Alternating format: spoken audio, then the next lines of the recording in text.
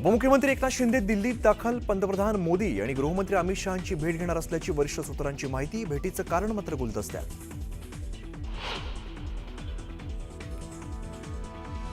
उद्धव ठाकरेंचा 3 दिवसीय दिल्ली दौरा. इंडिया आघाडीच्या बैठकीला राहणार उपस्थित, तर शरद पवारांसह इतर नेत्यांची भेट घेणार असल्याची माहिती.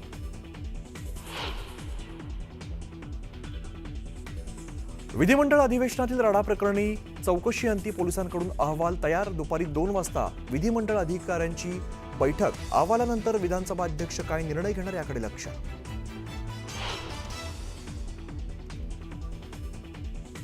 बच्चू कडू घेणार मनसे अध्यक्ष राज ठाकरेंची भेट. कर्जमाफीच्या आंदोलनासंदर्भात भेटून करणार चर्चा.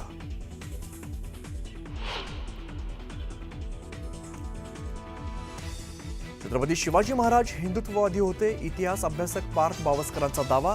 तर 11 मुस्लिम अंगरक्षकांचा आकडा कुठून आणला? बडे मुद्देमध्ये आनंद दवेंचा सवाल.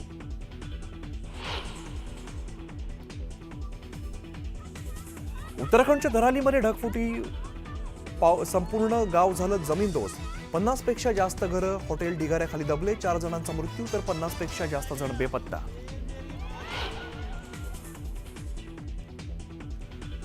पंतप्रधान मोदी आज कर्तव्य भवनाचं करणार उद्घाटन. गृह परराष्ट्र मंत्रालयासह अनेक कार्यालय कर्तव्य भवनात होणार शिफ्ट. रिझर्व्ह बँकेच्या क्रेडिट पॉलिसीची आज घोषणा. सणांपूर्वी व्याजदर कपातीची घोषणा करून सर्वसामान्यांना देऊ शकते भेट. ट्रम्प यांनी दिलेल्या टॅरिफ धमकी दरम्यान पुतीन यांची भेट घेण्यासाठी मॉस्को या ठिकाणी एनएसए प्रमुख अजित डोवाल दाखल. रशियासोबतचे संबंध आणखी दृढ करण्यावरती देणार भर.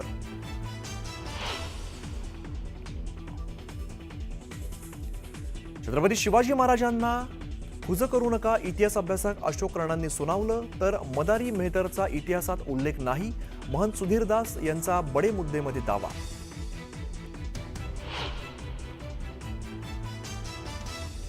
आणि छत्रपती शिवाजी महाराज मानवतावादी होते, शेख सुभान अलींनी बडे मुद्देमध्ये व्यक्त केलं मत. तर छत्रपती शिवाजी महाराजांचं धोरण सर्वसमावेशक होतं, संजय सोनवणेंनी सांगितले संदर्भ. आणि आता बुलेटिनमध्ये घेऊया बातम्यांचा वेगवान आढावा. आगामी स्थानिक स्वराज्य संस्थांच्या निवडणुकीच्या पार्श्वभूमीवर भाजपामध्ये बैठकांचं सत्र पाहायला मिळत आहे. भाजप युवा मोर्चाची आणि सोशल मीडियाची बैठक दादर या ठिकाणी मुंबई भाजप कार्यालयामध्ये होणार आहे.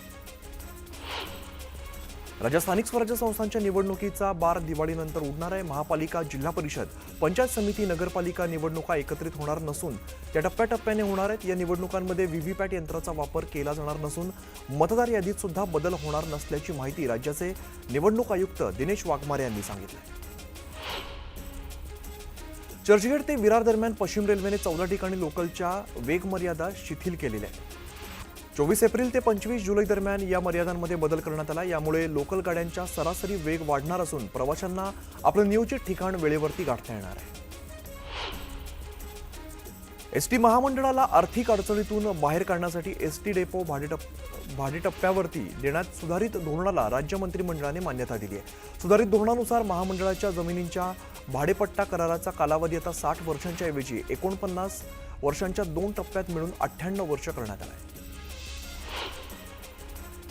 JNPA मुंबई सागरी मार्गावरील अत्याधुनिक ई-स्पीड बोट सेवा आता 15 ऑगस्ट किंवा 1 सप्टेंबरच्या मुहूर्तावरती सुरू होणार असल्यामुळे माझगाव डॉक बिल्डर्स लिमिटेड या कंपनीनं सांगितलेलं आहे. उरण रेल्वे मार्गावरती 2.5 वर्षांपासून प्रवासी वाहतुकीला सुरुवात झाल्यामुळे JNPA मुंबई सागरी मार्गावरती प्रवासी संख्या रोडावली आहे. घोडबंदर गायमुख मार्गावरील खड्ड्यांच्या समस्येवरून उपमुख्यमंत्री एकनाथ शिंदे यांनी कानउघडणी केल्यानंतर ठाणे जिल्हाधिकाऱ्यांसह संबंधित यंत्रणा कामाला लागली आहे. एकही खड्डा राहता कामा नये आणि पुन्हा खड्डा पडता कामा नये या तत्वावरती शुक्रवारपासून 3 दिवस 24 तास या मार्गावरती काम हाती घेण्यात आले. मुंबई लोकलच्या घाटकोपर आणि अंधेरी स्थानकाचं मेट्रोसोबत एकत्रीकरण केलेलं आहे. मेट्रो आणि लोकल स्थानकावर प्रवाशांची गर्दी विभागण्यासाठी या प्रयोगाला चांगला प्रतिसाद मिळतोय. वर्षाच्या अखेरीस किमान 4 नवीन मेट्रो मार्ग अंशतः सुरू होणार आहेत. त्यामुळे उपनगरीय रेल्वे स्थानकांना मेट्रोसोबत जोडण्यासाठी लोकल स्थानकांचा सर्व्हे केला जाणार आहे. बेस्ट वर्कर्स युनियनच्या वतीने आज दुपारी आझाद मैदानात मोर्चा काढण्यात येणार आहे. बेस्ट उपक्रमातून 1 ऑगस्ट 2022 नंतर सेवानिवृत्त झालेल्या 4.5 पेक्षा अधिक कर्मचाऱ्यांना ग्रॅच्युटी आणि इतर देणी तातडीने देण्यात यावीत या मागणीसाठी मोर्चाचं नियोजन करण्यात आलं आहे. वाढवण बंदर आणि समृद्धी महामार्ग यांना फ्रेट कॉरिडॉर या द्रुतगती महामार्गाने भरवीर या ठिकाणी जोडण्यात येणार आहे. या 104 किलोमीटरच्या महामार्गास मंगळवारी मंत्रिमंडळाच्या बैठकीत मंजुरी देण्यात आली आहे. या प्रकल्पामुळे विदर्भ आणि मराठवाड्यातील औद्योगिक तसंच कृषी माल थेट समुद्रामार्गे जाण्यास मदत होणार आहे. उपनगरी लोकल ट्रेनमध्ये एप्रिल ते जुलै या 4 महिन्यांमध्ये विना तिकीट तसंच चुकीच्या तिकिटावरती प्रवास करणाऱ्या 3.86 लाख प्रवाशांवरती पश्चिम रेल्वेने कारवाई केलेली आहे. त्यांच्याकडून 19,55,00,000चा दंड वसूल केला आहे. वाहनांना हाय सिक्युरिटी रजिस्ट्रेशन प्लेट बसवण्याची चौथी मुदतवाढ संपायला अवघे 10 दिवस उरलेले असताना सुद्धा पुण्यामध्ये केवळ 20% वाहनांवरच या नंबर प्लेट्स बसवल्या गेल्या. त्यामुळे पुन्हा मुदतवाढ मिळणार की विना HSRP नंबर प्लेट असलेल्या वाहनांवरती कारवाई होणार हा प्रश्न निर्माण झाला. दहीहंडी आणि गणेशोत्सवाच्या पार्श्वभूमीवर नियमित सुरक्षेच्या दृष्टीने मुंबईमध्ये drone, remote control, microlight aircraft, paragliders, hot air balloon यांच्या उड्डाणांना बंदी कायम ठेवण्यात आलेली आहे. 6 ऑगस्ट ते 4 सप्टेंबर दरम्यान हे बंदी आदेश लागू असतील. पीओपी गणेश मूर्तींवरील बंदी उठवण्याचा निर्णय उच्च न्यायालयाकडून उशिरा झालाय. पीओपीवरती बंदी येणार की नाही या साशंकतेमुळे यंदा मुंबईमध्ये गणेश मूर्तींची संख्या घटण्याची शक्यता असून किमतीमध्ये वाढ होण्याची चिन्ह आहेत. यंदाच्या गणेशोत्सवात अधिकाधिक पर्यावरणपूरक विसर्जन सुनिश्चित करण्यासाठी महानगरपालिका कृत्रिम तलावांची संख्या वाढवणार आहे. गेल्या वर्षी 204 कृत्रिम तलावांची उभारणी करण्यात आली होती. यंदा ही संख्या वाढवून विसर्जनासाठी सुविधा अधिक सुटसुटीत केली जाणार आहे. गणेशोत्सवाच्या निमित्ताने सुरू होणाऱ्या सणासुदीच्या काळात मिठाई, खवा, तूप, दूध, फरसाण, सुकामेवा, खाद्यतेल, बेसन इत्यादी पदार्थांची मागणी मोठ्या प्रमाणात वाढते. या वाढीव मागणीचा गैरफायदा घेत भेसळीचं प्रमाण सुद्धा वाढते. या पार्श्वभूमीवरती अन्न आणि औषध प्रशासन राज्यभर तपासणी मोहीम राबवत असून मिठाई, प्रसाद आणि खाद्यपदार्थांच्या गुणवत्तेवरती करडी नजर ठेवली जाणार आहे. वैद्यकीय अभ्यासक्रमाचा प्रवेश प्रक्रियेतून स्वतःला सिद्ध करून गुणवत्ता असून सुद्धा प्रवेशाच्या स्पर्धेत अनेक विद्यार्थ्यांना परवडत नसल्यामुळे डॉक्टर होण्याचं त्यांचं स्वप्न दूर राहत आहे. 4 वर्षांचं वैद्यकीय शिक्षण पूर्ण करण्यासाठी खासगी महाविद्यालयांमध्ये साधारणपणे 60 ते 70 लाख रुपये तर विद्यापीठांमध्ये खर्च हा 1 कोटी रुपये इतका आहे. राज्यात कंत्राटी शिक्षकांची संख्या दिवसेंदिवस वाढत असून पुणे जिल्ह्यामध्ये सर्वाधिक म्हणजेच 8,969 तर राज्यामध्ये एकूण 75,470 कंत्राटी शिक्षक आहेत. गेल्या वर्षीपेक्षा यंदाच्या वर्षी कंत्राटी शिक्षकांच्या संख्येत 7.2% वाढ झाली आहे. मुंबई विभागातील सर्व शाळांनी स्वातंत्र्य दिनी 15 ऑगस्टला सांस्कृतिक कार्यक्रमांचं नियोजन करावं. यावेळेला राष्ट्रगीतासोबत राष्ट्रगीताचं गायन बंधनकारक आहे. 15 ऑगस्टला सुट्टी देणाऱ्या शाळांचा मुख्याध्यापकांवरती कारवाई केली जाणार अशा सूचना विभागीय शिक्षण संचालक राजेश कंकाळ यांनी केल्या.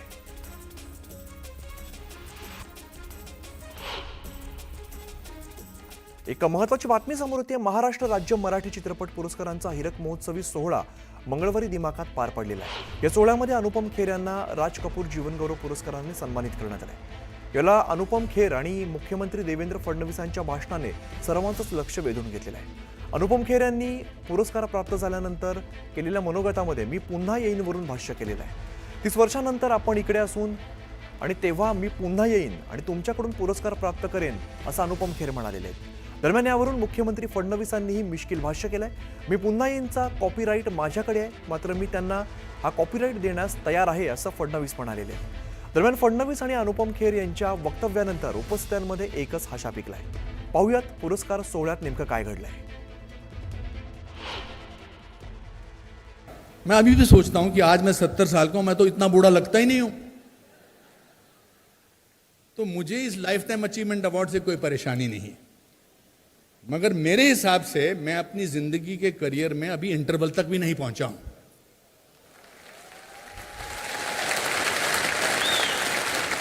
आज से 30 साल बाद फिर आप भी यहीं होंगे, देवेंद्र जी, आप भी यहीं होंगे, इसी मंच पर होंगे, और मैं फिर आऊंगा और सीधा चल के ऊपर आऊंगा, तब भी मैं सम्मान आपसे प्राप्त करूंगा. तब तक मुझे अगले 30 साल तक न्यू कमर का अवार्ड देते रहना. पण आज त्यांनी माझा एक डायलॉग चोरलेला आहे. ते म्हणाले मी पुन्हा येईन.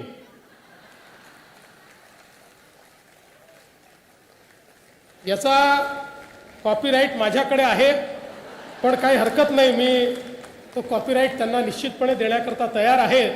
आणि मला विश्वास आहे की त्यांनी सांगितल्याप्रमाणे 30 वर्षांनी पुन्हा या मंचावर ते आपल्याला दिसतील आणि असंच पुढचे 30 वर्ष आपल्या सगळ्यांचं मनोरंजन हे ते करत राहतील.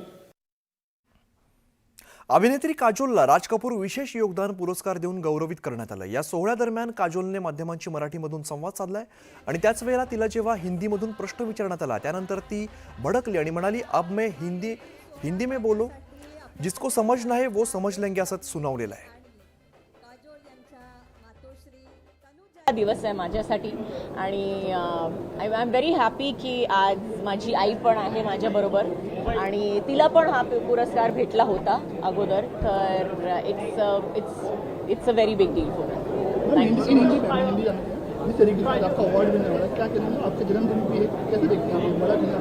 अभी मैं हिंदी में बोलूं, जिसको समझना है वो समझ लेंगे. महाराष्ट्रामध्ये आता बघूया उर्वरित वेगवान बातम्या. संरक्षण मंत्री राजनाथ सिंह यांच्या अध्यक्षतेखाली संरक्षण अधिग्रहण परिषदेने मंगळवारी सुमारे 67,000 कोटी रुपयांच्या विविध खरेदी प्रस्तावांना मंजुरी दिली. तीनही सशस्त्र दलांची कार्यक्षमता वाढवण्यासाठी केंद्र सरकारने हा निर्णय घेतल्याचं संरक्षण मंत्रालयानं म्हटलंय. मालेगाव बॉम्बस्फोट प्रकरणात निर्दोष सुटलेले 7 आरोपींविरोधात उच्च न्यायालयामध्ये किंवा सर्वोच्च न्यायालयात अपील करण्याबाबत महाराष्ट्र सरकारकडून अद्याप कोणताही प्रस्ताव प्राप्त झालेला नाहीये. ही माहिती शासनाच्या कायदा आणि न्याय विभागाने आरटीआय अंतर्गत दिली आहे. आयएस अधिकारी तुकाराम मुंडे यांची राज्य सरकारने पुन्हा एकदा बदली केलेली आहे. असंघटित कामगार आयुक्त असलेले मुंडे यांची बदली आता दिव्यांग कल्याण विभागाच्या सचिवपदी करण्यात आली आहे. बेरोजगारीचा मुद्दा देशभरात चिंतेचा विषय असतानाच 2015 पासून PMKVY अंतर्गत देशभरामध्ये 1.6 कोटीपेक्षा अधिक युवकांना प्रशिक्षण दिलं जाणार आहे. मात्र 24.3 लाख युवकांना नोकरी मिळालेली आहे. म्हणजेच प्रशिक्षित युवकांपैकी 15% कमी जणांना रोजगार मिळाला आहे. मुलुंड डम्पिंग ग्राउंडची क्षमता संपुष्टात आल्यामुळे 2018 मध्ये महापालिकेने इथल्या कचऱ्याची विल्हेवाट लावून जमीन पुन्हा मिळवण्यासाठी प्रकल्प हाती घेतलेला आहे. मात्र डम्पिंगवरील 70 लाख मेट्रिक टन कचऱ्यापैकी मागील 6 वर्षात 32 लाख मेट्रिक टन कचऱ्याची विल्हेवाट लावण्यात आलेली आहे. वाहन विमा पॉलिसी संपल्यानंतरही लोक रस्त्यावरती वाहनं चालवतात. ही सवय बदलण्यासाठी आणि रस्ता सुरक्षा सुधारण्यासाठी केंद्र सरकार मोटर वाहन कायद्यात बदल करणार आहे. रस्ते वाहतूक मंत्रालयाने विमा नसलेल्या वाहनांवर मोठी कठोर नियम प्रस्तावित केलेले आहेत. त्यानुसार जर एखाद्या व्यक्तीने विमान असलेलं वाहन चालवलं तर त्याच्यावरती 5 पट दंड आकारला जाणार आहे. महाराष्ट्र स्टार्टअप उद्योजकता आणि नाविन्यता धोरण 2025ला मंत्रिमंडळ बैठकीत मान्यता देण्यात आलेली आहे. या धोरणामुळे राज्यामध्ये येत्या 5 वर्षात 1.25 लाख उद्योजक घडतील आणि 50,000 स्टार्टअप सुरू होतील. भारतीय दूरसंचार विभागाने देशभरातील सुमारे 4 लाख सिम कार्ड ब्लॉक केलेली आहेत. ही सिम कार्ड्स खोटी कागदपत्र वापरून किंवा नियमांचं उल्लंघन करून वापरली जात होती. एका व्यक्तीच्या नावे 9 पेक्षा अधिक सिम कार्ड नोंदवली गेली होती किंवा ज्यांची नोंदणी चुकीची असल्याचं आढळून आलेलं होतं.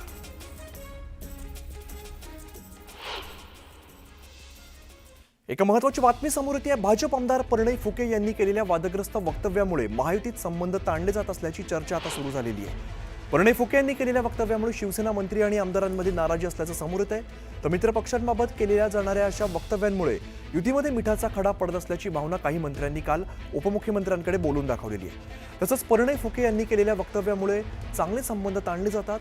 तसंच याआधी सुद्धा अशी वक्तव्य झाली असल्याची तक्रार मंत्र्यांनी केलेली आहे. दरम्यान समन्वय समितीच्या बैठकीमध्ये हे विषय चर्चा करून त्यावरती मार्ग काढावा. तीनही पक्षात समन्वय राहील या अनुषंगाने प्रयत्न करण्याच्या सूचना उपमुख्यमंत्र्यांनी केल्याची माहिती सूत्रांनी दिली आहे. नेमकं प्रणय फुके काय म्हणाले होते यावरती आपण एक नजर टाकूया. पोरगा जसं 10वी मध्ये पास झाला किंवा चांगले मार्क भेटले तर पोराने केलं किंवा आईने केलं आणि काही खराब झालं तर बापाने केलं. त्याविषयी मला हे पक्क माहीत झालं की शिवसेनेचाही बाप मीच आहे, कारण खापर माझ्यावरच फोडून राहिले. आता बघूया उर्वरित वेगवान बातम्या.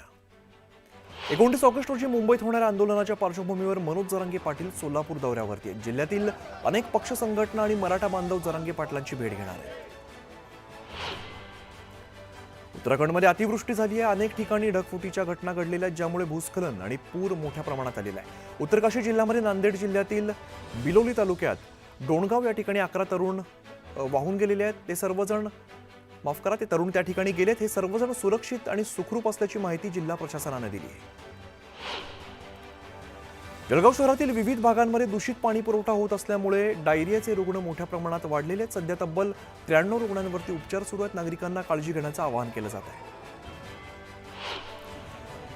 रायगड जिल्ह्यातील महाड एसटी बस स्थानक सध्या पूर्णपणे अंधारात गेलेलं आहे. कंट्रोल रूम सोडली तर कुठेच लाईट नाहीये. बस स्थानकातील लाईट्स बंद असल्यामुळे प्रवाशांना रात्रीच्या वेळेला अंधारातच ये जा करावी लागते. कापसाचं पेरणी क्षेत्र देशात 3.35% तर राज्यामध्ये 6.12% घटलेलं आहे. त्यातच चालू कापूस हंगामाच्या पहिल्या 8 महिन्यात 27 लाख गाठी कापसाची उच्चांकी आयात करण्यात आली. सोलापूरसह पुणे, नगर, धाराशिव जिल्ह्यांसाठी वरदायिनी असणारं उजनी धरण 100% भरल्याच्या मार्गावरती आहे. त्यामुळे सोलापूर जिल्ह्यातील शेतीसह पिण्याच्या पाण्याचा प्रश्न तुर्तास तरी मिटलाय. त्याचबरोबर उद्योगासाठी लागणाऱ्या पाण्याचा सुद्धा प्रश्न आता भेडसावणार नाहीये. मोरबी धरण परिसरात जुलै अखेरच पावसाचा जोर ओसरलेला आहे. धरणामध्ये गतवर्षीपेक्षा कमी साठा उपलब्ध आहे. 81.39% धरण भरलेलं आहे. पाऊस पडला नाही तर पुढील 260 दिवस पुरेल इतकाच पाणीसाठा धरणामध्ये आहे. ऐन पावसाळ्यात विदर्भात उष्णतेची तीव्रता वाढलेली आहे. विदर्भातील 4 शहरांचं तापमान 35 अंशांच्या वरती गेलेलं आहे. गेल्या आठवड्याभरापासून पावसानं दडी मारल्यामुळे तापमानात वाढ झाली आहे. अकोला, भंडारा, ब्रह्मपुरी, वर्धा या शहरांचं तापमान 35 अंशांच्या वर गेलं आहे. पैठणमधील भाजी मंडई परिसरात असणाऱ्या एका महा ई सेवा केंद्राला आग लागली. शॉर्ट सर्किटमुळे आग लागल्याची माहिती समोर येते. या आगीमध्ये ई सेवा केंद्राचं लाखोंचं नुकसान झालंय. धरणगावच्या पाळधी गावातील रस्त्यांसाठी काँग्रेसने ठिय्या आंदोलन केलंय. बीडीओ कार्यालयात 2 तास आंदोलक ठाण मांडून बसलेले आहेत. गटविकास अधिकाऱ्यांनी पत्र दिल्यानंतर हे आंदोलन मागे घेण्यात आलं.